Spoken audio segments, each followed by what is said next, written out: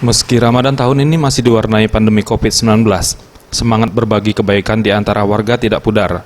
Kondisi itu menjadikan bulan suci kali ini momentum yang sangat berharga bagi semua pihak untuk berbagi dan peduli terhadap orang di sekitar yang mengalami kesulitan kesehatan ataupun ekonomi, demi mendapatkan berkah tak terbatas.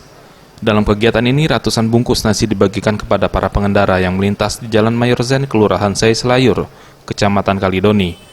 Arsun Saadi, selaku Lurah Sei Selayur, Kecamatan Kalidoni, mengatakan kegiatan aksi bagi-bagi takjil gratis ini diharapkan dapat meringankan beban warga yang tidak mampu, apalagi dalam kondisi wabah virus corona. Banyak warga yang kesulitan mengais rezeki.